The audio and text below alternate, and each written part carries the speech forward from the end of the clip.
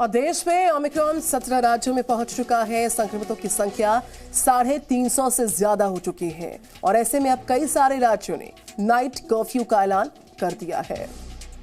मगर ओमिक्रॉन की खबर दिखाने से पहले कुछ जरूरी बातें आपके सामने रखना बहुत जरूरी हो जाता है।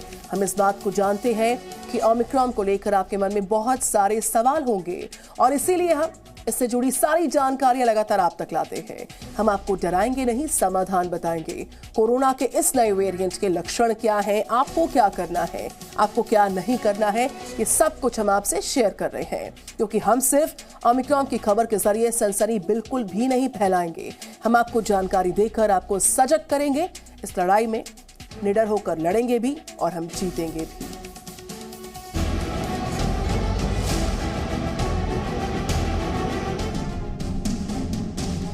देश में ओमिक्रॉन के मामले तेजी से बढ़ रहे हैं।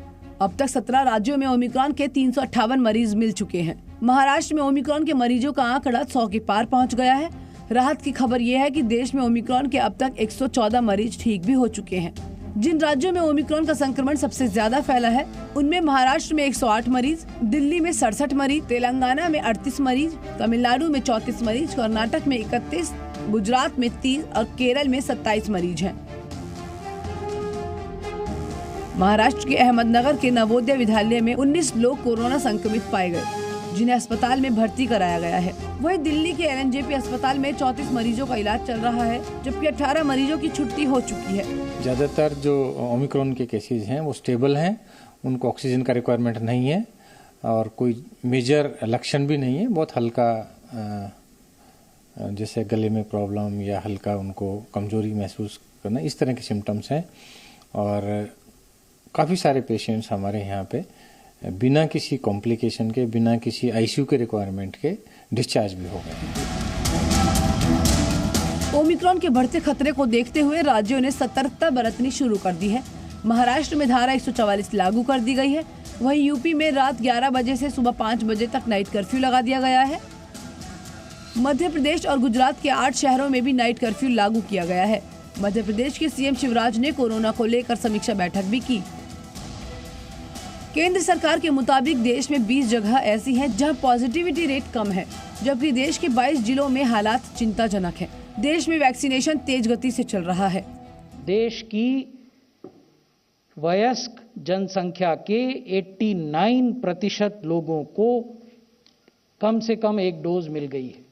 61% देश की जो वयस्क जनसंख्या है उसको दोनों डोजेज मिल गई हैं। सरकार के मुताबिक ओमिक्रॉन के मामले दुनिया में 1.5 से 3 दिनों में दोगुना हो रहे हैं, इसलिए ज्यादा गंभीर मरीजों को अतिरिक्त सतर्कता की जरूरत है। WHO ने कहा है कि केवल बूस्टर डोज ही वायरस के निपटने के लिए काफी नहीं है। वैक्सीनेशन, भीड़भाड़ से बचना और कोविड प्रोटोकॉल का पालन भी जरूरी है। तो वो ये कहना चाह रहे हैं WHO कि वैक्सीनेशन महत्वपूर्ण है, लेकिन वैक्सीनेशन के साथ अन्य कदम भी महत्वपूर्ण हैं। अन्य कदम क्या हैं? अन्य कदम है कि आप कोविड अप्रोप्रिएट बिहेवियर अपनाएं, आप भीड़ भाड़ से बचें, आप अगर आपने दूसरा डोज नहीं लिया है तो उसको लें। दुनिया में जब कोविड के केस बढ़ रहे हैं तो एशिया में कम हो रहे हैं। पिछले एक हफ्ते में भारत में 24 घंटे के अंदर 10,000 से कम केस आ रहे हैं।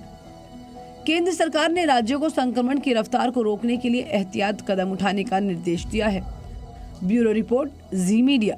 Presenting B News app, available on Google Play and App Store. Download it now.